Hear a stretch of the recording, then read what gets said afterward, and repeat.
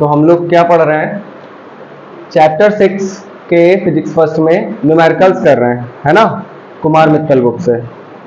ठीक है, चैप्टर 6 के न्यूमेरिकल्स चल रहे हैं हमारे। तो उसमें ये जो न्यूमेरिकल है, डायग्राम बना हुआ है सामने, बहुत ही इंपॉर्टेंट न्यूमेरिकल है ये। कैसा? मोस्ट इंपॉर्टेंट न्यूमेरिकल है ये। एक न्यूमेरिकल करके तुम्हें इसके बहुत सारे न्यूमेरिकल समझ में आ जाएंगे। सही है। और अगर ये एक न्यूमेरिकल कर लेते हो तो बहुत सारे न्यूमेरिकल्स कर सकते हो इस चैप्टर के, ये बात भी है। और बोर्ड के पर्पस से भी बहुत इंपॉर्टेंट है, ये न्यूमेरिकल पूछा जा सकता है। सही है, ये या इसमें के ही न्यूमेरिकल पूछे जाते हैं बोर्ड में। जाओ,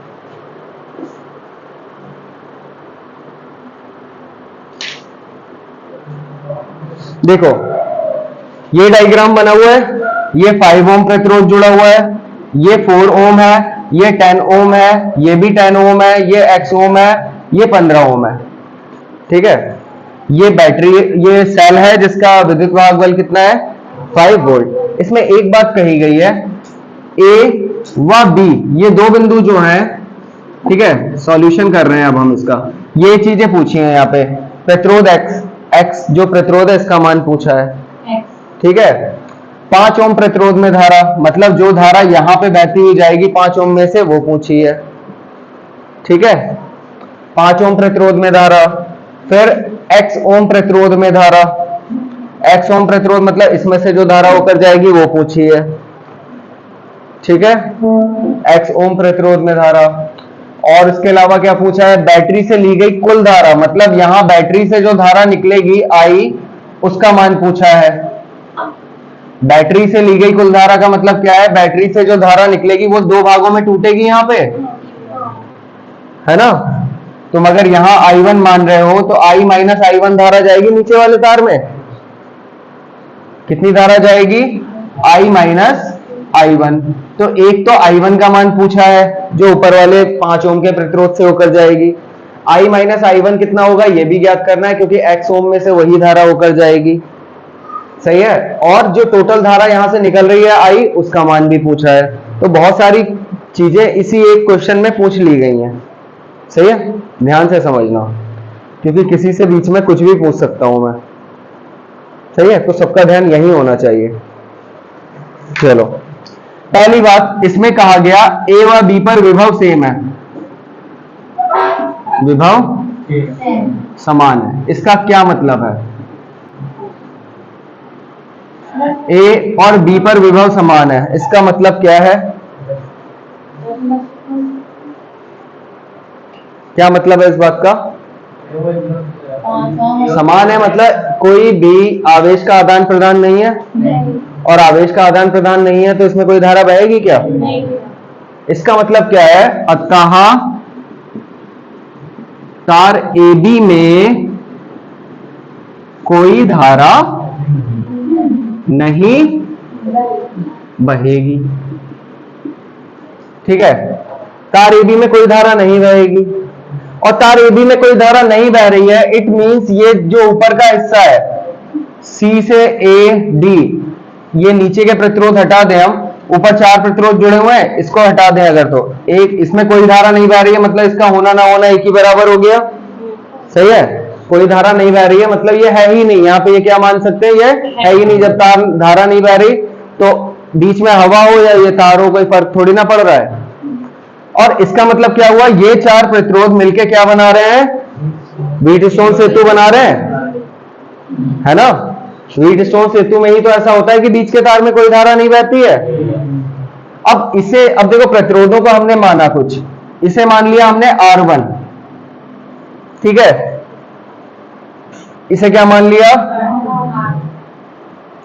X को मान लिया R3, X को क्या मान लिया, और ये जो 4 ओम का प्रतिरोध है इसे क्या मान लिया, R4, और इसे मान लिया हमने R5। इस प्रतिरोध को क्या माना, R5। ये जो 15 ओम का है ना, बाहर जो दिया है वो से क्या मान लिया हमने, 15 ओम।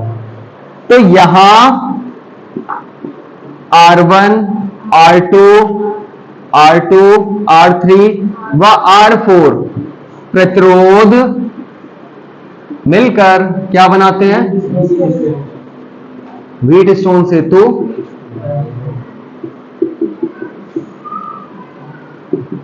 बनाते हैं।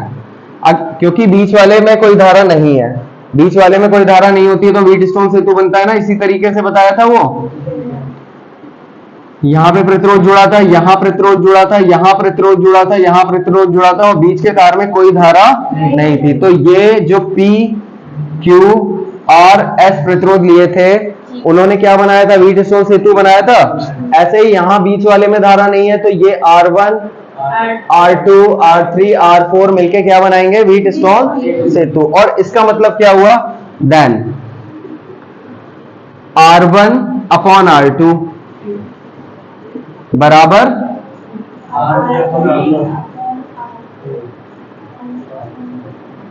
R1 अपॉन R2 बराबर R4 अपॉन R3, है ना।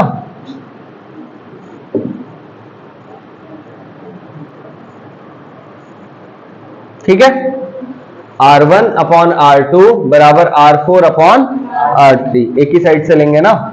तो R1 कितना है हमारा? 5 ओम। R2 कितना है? 10 ओम। R4 कितना है? 4 ओम। X हमें फाइंड करना है, तो 5 दूनी कितना हुआ? X को इधर ले आओ उठा के और 4 की गुणा में ले गए 2 को, तो 4 दूनी 8 ओम। ये कौन सा प्रतिरोध आ गया? X। इसका मान निकल के आ गया, कितना आ गया? 8 ओम। देखो यही है क्या? X का मान यही है। ठीक है, अब एक और चीज ज्ञात कर लें हम, इसकी टोटल धारा निकाल सकते हैं यहां से, कुल धारा निकाल सकते हैं। तो कुल धारा बराबर क्या होगा? I बराबर क्या होता है? V upon R। तो V अपॉन R के लिए पहले टोटल प्रतिरोध निकालोगे, पूरे सर्किट का टोटल प्रतिरोध निकालोगे। तो पहले अब क्या फाइंड करेंगे हम? टोटल प्रतिरोध। टोटल प्रतिरोध X ओम निकाल चुके, कितना है प्रतिरोध? X निकाल चुके। अब टोटल प्रतिरोध निकालेंगे। टोटल प्रतिरोध निकालने के लिए हम क्या करें? R1 और R2 कैसे क्रम में है? समांतर है। ये तो है ही नहीं बीच का तार, तो है ना, ये तो खत्म हो चुका है। इसको तुम देख ही गलत रहे हो, अब देखो ही मत इसे। सही है, ये हट चुका, ये मान के चलो, बस ऐसे देखो इसे। तो R1 R2 कौन से क्रम में हो गए? श्रेणी क्रम में। ठीक है, इनका कुल प्रतिरोध कितना होगा?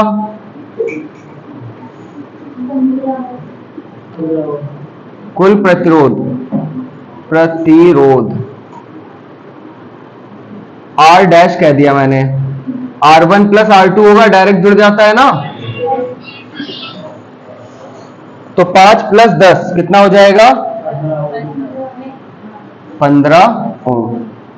ठीक है, अब जो है ये पहला पोर्शन नोट कर लो, फिर मैं इसका अगला पोर्शन कराता हूं। अब मिटा दें। तो देखो टोटल प्रतिरोध अभी हम फाइंड कर रहे हैं। क्या फाइंड कर रहे हैं? पहले पूरे परिपथ का टोटल प्रतिरोध। तो पहली वाली जो शाखा है इसकी, ऊपर वाली जो लाइन है पूरी, उसका प्रतिरोध हम निकाल चुके हैं। R डैश, R डैश बराबर क्या आ गया? R1 प्लस R2 श्रेणी क्रम है ना, तो 5 प्लस 10 कितना हो गया? 15 ओम। अब नीचे वाली जो लाइन है ये CBD, इसका प्रतिरोध निकालेंगे, है ना।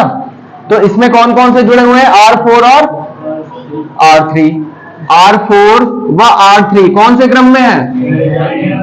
श्रेणी क्रम में। अब श्रेणी क्रम में है तो इनका जो प्रतिरोध होगा वो क्या होगा? R डबल डैश, डायरेक्ट जुड़ जाएंगे ना, ये श्रेणी क्रम में सीधे जोड़ देते हैं हम। तो क्या जुड़ेगा? 4 प्लस के 8 यानी कि 12 ओम। ये R था, इसकी वैल्यू हम फाइंड कर चुके हैं 8। ठीक है, तो 4 प्लस 8 कितना हो गया? 12 ओम।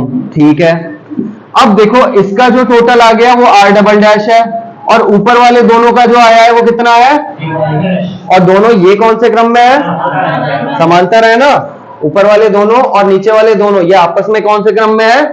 समांतर में। तो R डैश व R डबल डैश कौन से क्रम में है? समांतर क्रम। तब इनका परिणामी क्या होगा? इनका परिणामी, इधर ध्यान देना सब लोग, इनका परिणामी प्रतिरोध क्या होगा? फॉर्मूला आर ट्रिपल डैश कह दिया मैंने, बराबर क्या होगा? 1/r dash plus 1/r double dash. 1/r triple dash equal to 1/r dash. R dash कितना है हमारा? 15, और ये कितना है हमारा? 12। 12 15 का एलसीएम कितना आएगा? कोई बताएगा मुझे? कितना? 12 और 15 का एलसीएम कितना होता है? 60 है ना? 60 होता है। देखो 15 से भी कट जाएगा 60 और 12 से भी ना, और बाकी चाहो तो निकाल लेना। 15,12 लिख के 15 से 60 को डिवाइड करो, 15 चौक 60, 4 आ गया। 12 से 60 को डिवाइड करो, 12 पंजे, तो 1/r triple dash equal to क्या हो गया? 9/60। r triple dash equal to क्या हो गया? 60/9। अब देखो ये जो पूरा प्रतिरोध निकल के आया, ये चारों का निकल के आ गया, और ये 15 के साथ कौन से क्रम में है? श्रेणी क्रम में है ना। ये दोनों, ये सबका जो परिणामी आएगा वो 15 ओम के साथ कौन से क्रम में होगा? श्रेणी क्रम में होगा। तो r ट्रिपल डैश व R5 कौन से क्रम में है? श्रेणी क्रम में है। इनका परिणामी निकालो। अब R लिख देंगे उसे, डायरेक्ट जोड़ देंगे ना। 60/9 प्लस R5 कितना है? 15। 15 नेम, वेरी गुड। 15 नेम 135/9। तो 135 प्लस 60 कितना हो गया? 195। 195/9 ओम। ये टोटल प्रतिरोध निकल के आया आर का मान। ठीक है, ये सारे जितने भी प्रतिरोध जुड़े हुए हैं उन सबका परिणामी निकल के आ गया 195/9 ओम। सही है। अब इसमें टोटल धारा निकाल सकते हैं हम इससे। टोटल धारा आई बराबर क्या होगा? E/R, क्योंकि E बराबर होता है IR। तो E यहां पे कितना है? 5/195/9। सही है। तो क्या हो जाएगा? 5 से इसे काटोगे, 5 या 15, ठीक है, और 5 नेम 45, तो 9/39 हो गया। और 9/39 का मतलब क्या हो गया? 3 3 9, 3 से इसे काटा 13, 3/13 एम्पियर। कितना आ रहा है? यही है। टोटल धारा देखना 3/13 एम्पियर आ गई। तो कुल धारा जो थी, दूसरा क्वेश्चन कौन सा सॉल्व हो गया हमारा? प्रतिरोध एक्स हम निकाल चुके, बैटरी से ली गई कुल धारा निकाल ली। आई बराबर कितना आ गया? 3/13 एम्पियर। नोट करो। उसके बाद अब दूसरे क्वेश्चन सॉल्व करेंगे।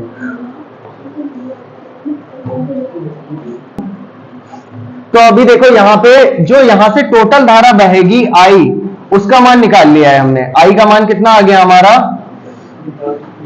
3/13 एम्पियर। ये हमारा कितना मान निकल के आया है? 3/13 एम्पियर। जो टोटल धारा बहेगी वो निकाल ली हमने। वो कैसे निकाली? टोटल वोल्टेज जो था 5 वोल्ट और टोटल प्रतिरोध हमने निकाल लिया। वो कितना आया था हमारा? आर का मान 195/9। तो आई बराबर होता है V/R।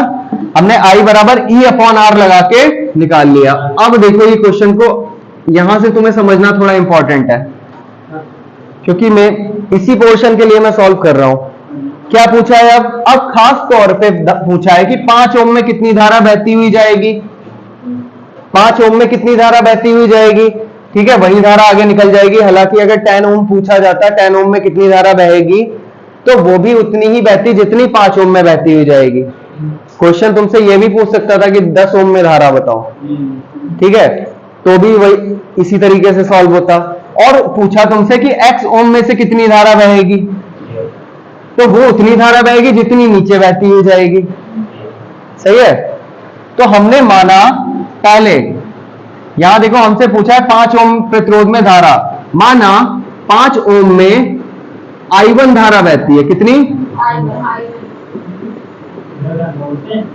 समझ लो जरा, इधर ध्यान देना। अभी 5 ओम में कितनी धारा बह रही है? I1। तब X ओम में से कितनी धारा बहेगी? या यहां पे मैं कह सकता हूं 4 ओम में से, ठीक है। तब R4 चौथा प्रतिरोध है ना ये, या फिर क्या कह सकता हूं X ओम प्रतिरोध, दोनों में सेम धारा बहती हुई जाएगी। R4 या X ओम प्रतिरोध, दोनों में एक ही धारा बहती हुई जाएगी। एक X ओम प्रतिरोध में धारा कितनी बहेगी ये बताओ। अब देखो, हमने माना ऊपर कितनी धारा बहती हुई जा रही है? I1। और टोटल धारा यहां से कितनी निकल रही है? टोटल धारा I निकल रही है, वो दो हिस्सों में टूट जा रही है ना, यहां पे जाके दिख रहा है सबको? दो हिस्सों में टूट गई, एक हिस्सा ऊपर चला जाएगा, एक हिस्सा नीचे जाएगा, फिर वो दोनों धाराएं फिर से यहां पे आके मिल जाएंगी और वापस आ जाएंगी, है ना। तो नीचे वाले में कितनी धारा बहेगी? टोटल धारा थी I, उसमें से I1 को हटा दो, उतनी धारा ही तो बहेगी नीचे वाले में, है ना। और I का मान हम निकाल चुके हैं, कितना है? यानी कि नीचे वाले में कितनी धारा बह रही होगी? 3/13 माइनस I1। अब देखो, ऊपर वाला तार जो है CAD कह सकता हूं मैं, ठीक है, तार CAD, और नीचे वाला तार जो है उसे क्या कह सकता हूं? CBD, है ना। तार CBD, नीचे वाला तार को क्या कह सकता हूं? CBD। कौन से क्रम में है ये? हाँ, दोनों तार कैसे क्रम में दिख रहे हैं तुम्हें? बताओ, ये सही कह रही थी, क्या कह रही थी? श्रेणी क्रम। ये देखो, तुमने सोचा नहीं, तुमने केवल बोला कि दोनों में से एक होगा, देखती हूँ क्या है, सही है या नहीं है ना। तुमने भी बोला कि श्रेणी क्रम, भैया सुन रहे हैं, अगर वो सुन लेंगे कि सही निकला तो उन्हें लगेगा कि मैंने सही बताया, लेकिन ये गलत है।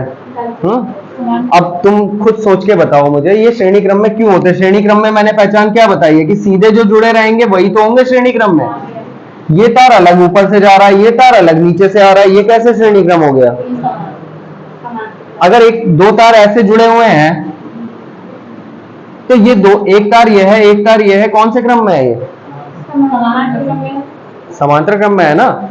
अगर दोनों के बीच में स्पेस है, दो तारों के बीच, तो इट मींस वो समांतर क्रम में है। यहाँ स्पेस है ना, दोनों के बीच में जगह है ना, तो समांतर क्रम में। केवल बोलने से मतलब नहीं होना चाहिए, बोलने से पहले थोड़ा सा सोचा करो, बस थोड़ी देर सोचो, ठीक है, उससे तुम्हारा खुद का भी माइंड डेवलप होगा।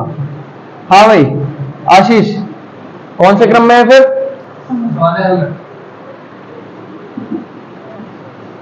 ठीक है, तो ये ऊपर वाला तार और नीचे वाले तार दोनों कौन से क्रम में है? अब समांतर क्रम में विभव बराबर रहते हैं विभवांतर या अलग अलग होते हैं? समांतर क्रम में तुम 10 तार जोड़ दो, सब पे सेम विभव होगा, या कह दो दोनों बिंदुओं के बीच जो विभवांतर पहले तार पे होगा उतना ही विभवांतर दूसरे तार के लिए होगा, उतना ही। इसका मतलब क्या हुआ? अतः तार CAD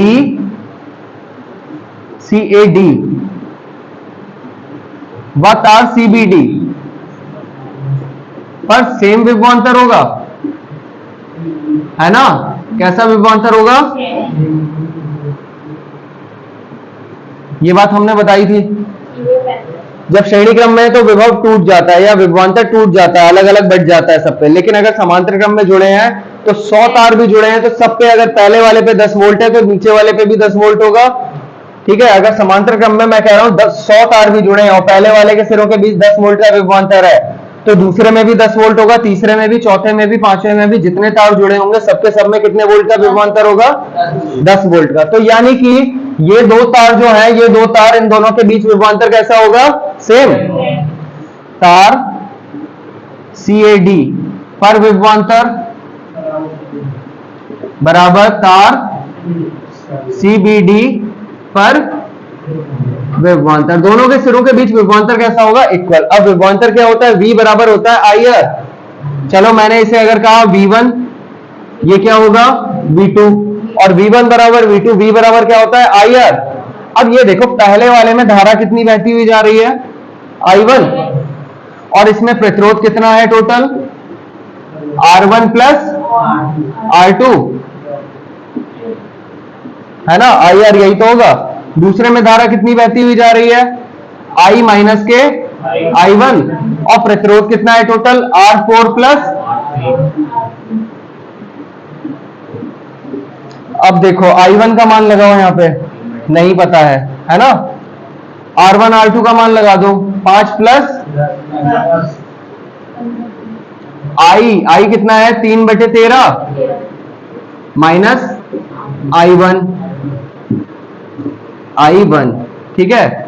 और R4 और R3 कितना कितना है 4 और 8, 4 प्लस 8, सही है, ये हो गया।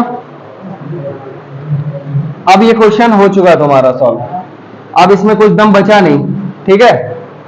क्यों? क्योंकि देखो अब ये हो गया सिंपल बिल्कुल, I1 इंटू 15 हो गया बराबर 3/13 माइनस I1, यानी कि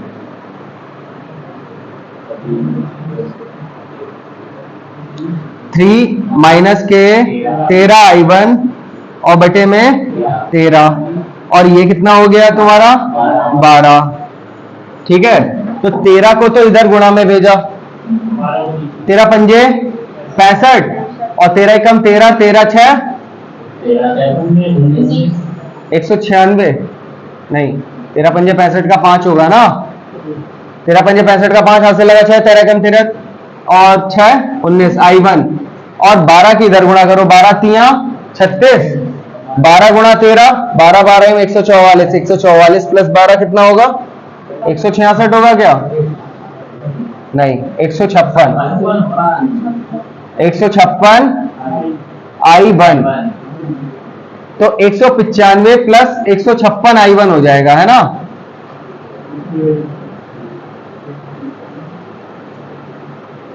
बराबर 36, इन दोनों को जोड़ लो अब, 100 100 200, 95 में अगर 56 जोड़ो तो कितना होगा, 95 में 5 जोड़ा तो कितना होगा 100, और 51 और जोड़ दूं तो 151, 151 में 200 जोड़ दूं तो 351 I1 36, तो I1 की वैल्यू कितनी निकल के आई यहां से, I1 बराबर आगे ऊपर लिख दे रहा हूं, ठीक है, ये यहां से एरो ले गया मैं, ऊपर दिखा दिया है। तो I1 की वैल्यू कितनी आ गई 36/351, ये कट तो रहा नहीं है आपस में, पॉइंट्स में आ रहा है क्या आंसर, हाँ 3 से कट जाएगा, 3 से काटे से ये 12 आ जाएगा, ये 3 एकम 3, फिर 3 एकम 3, 3 7 21, हाँ भी फिर 3 से कट जाएगा, 3 चौक 12 और 3 तिया 9, तो कितना आ गया 4/39 एम्पियर, ठीक है। I1 है ये, यानी कि ये कितने में से जाएगी 5 ओम में से। अब दूसरी धारा जो इसमें पूछी है x ओम में कितनी बहेगी, वो कैसे निकलेगी, 4/39 को 3/13 में से घटा दोगे, I1 का मान यहां रख दोगे, निकल आएगी ना x ओम प्रतिरोध में धारा, 3/13 में से किसे घटा दोगे 4/39 को, हो जाएगा। समझ में आ गया सबको, ठीक है। अब नोट कर लो,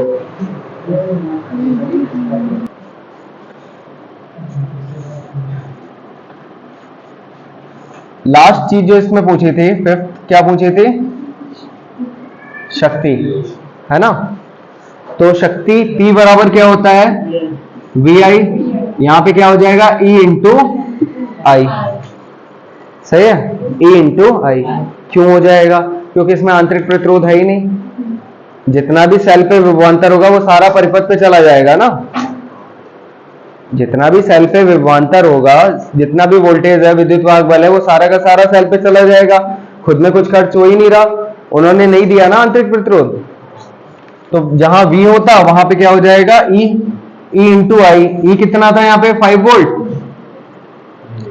और I कितना था 3/13, 5 या 15, 15/13 वॉट, ठीक है, ये होगी शक्ति, नोट कर लो। हाँ